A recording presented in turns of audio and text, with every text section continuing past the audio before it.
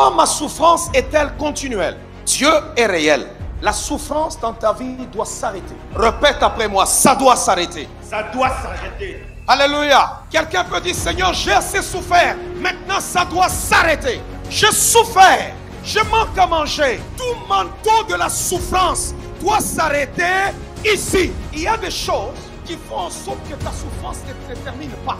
Et pourtant, Dieu est capable de terminer tes problèmes. Mais ta souffrance continue. Parce qu'il y a certaines personnes, certaines choses spirituelles. Il y a certaines souffrances dans nos vies qui sont d'origine démoniaque. Mais il y a d'autres souffrances qui viennent de Dieu. Toute souffrance qui vient de Dieu, tu sentiras la paix au milieu de la souffrance. Il gardera ton cœur pour que cette souffrance ne développe pas les maladies. La souffrance qui vient de Dieu nous est imposée pour qu'on ne se contente pas dans le confort du présent.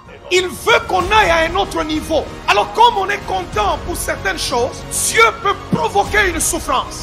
Parce qu'il veut encore t'amener plus loin. Alors celle qui vient de Dieu te prépare à une autre étape. Celle qui ne vient pas de Dieu cherche à te détruire, cherche à te briser. C'est là que tu sens que tu manques la paix. Tu sens qu'on te vole l'espérance. Tu sens que le diable veut tout broyer. Mais écoutez-moi très bien. Dans la souvent, il y a plusieurs formes de souffrance. Mais souvent, le manque de délivrance dans la vie des gens est l'élément qui conduit à la souffrance. Si Dieu t'a placé à la place de deuxième, accepte cette place-là. Parce que c'est la place que Dieu t'a donnée. Je ne peux pas chercher à prendre ce que Dieu ne m'a pas donné. Voilà pourquoi la souffrance de certaines personnes ne finit pas. L'orgueil, la convoitise. Satan a convoité la place qui ne lui appartenait pas. Vous savez qu'en nous tous, Dieu n'a pas donné à tout le monde le don de leadership. Tu peux être intelligent, mais incapable de diriger 10 personnes. Mais tu es intelligent. Être le premier, c'est une affaire de faveur. Ce n'est pas parce que tu es intelligent, parce que je suis né en premier, parce que je suis intelligent. Non. Tu peux être l'aîné de la famille, mais le deuxième et le troisième de la famille est plus brillant que toi. Ne sois pas complexé. Chaque étoile brille selon son éclat.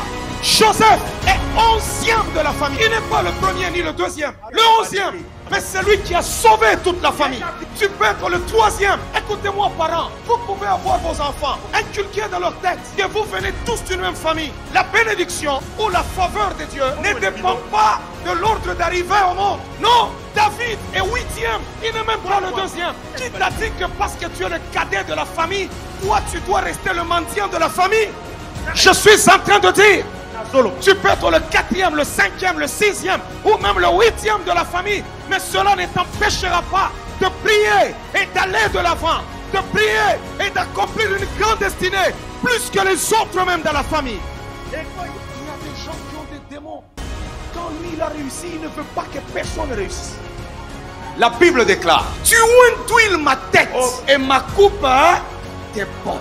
Toute bénédiction de Dieu doit toujours déborder. Ça veut dire quoi? Si toi tu t'élèves et que les autres ne sentent pas ta bénédiction, elle est seulement à toi-même, c'est qu'elle ne vient pas de Dieu. Dieu ne bénit pas quelqu'un qui a un mauvais cœur. Non. Parce que quand Dieu t'élève, il veut aussi que tu aides les autres. Si toi tu t'élèves, tu veux demeurer seul en haut, ça ne vient pas de Dieu. Jésus a dit, vous qui croyez en moi, vous accomplirez des œuvres plus que même moi. Vous pensez que si j'ai des fils spirituels, je vais avoir peur qu'ils prêchent parce que pourquoi ils vont me faire disparaître? Je suis Paul Mukendi. Comment je veux disparaître? Vous trouvez un pasteur, il veut lui seul. Si quelqu'un commence une étoile, si l'autre commence à lever, non, Dieu désire que nous soyons 1000 du même espèce. Là, on va faire trembler le diable. Alléluia. Vous devez être content, vous êtes dans la famille, vous êtes 5, vous êtes 10. Il y en a d'autres qui ont reçu le don d'en avoir beaucoup. Vous êtes 12, vous êtes 10, vous êtes 9 dans la famille. Vous êtes 8. Quand le 8 arrive comme ça, la Bible dit que tu ne seras pas confondu lorsque l'ennemi arrive à ta porte. Plutôt que tu es le seul. Ne sous-estimez pas la puissance de la prière. Si les autres ont pu acheter des voitures, c'est que toi aussi tu peux l'acheter. Si les autres ont pu acheter des voitures, je déclare, sous l'autorité du Saint-Esprit, avec l'onction qui est sur ma vie, que toi aussi tu peux acheter. Ce qui énervait beaucoup de personnes, c'est que quand je suis arrivé au Canada, j'avais juste ma valise. Mais Dieu m'a béni au milieu de ce pays Je déclare aujourd'hui que ici, s'il n'y a pas de gens qui ont des voitures, aujourd'hui, sous l'onction du Saint-Esprit qui est sur ma vie, tel que tu te tiens, tel que tu lèves ta main, soit cette délivrance, soit cette bénédiction, au nom de Jésus-Christ, reçois maintenant. Je veux ici qu'il y ait des propriétaires de voitures, de bus, au nom de Jésus-Christ. Ne te méprise pas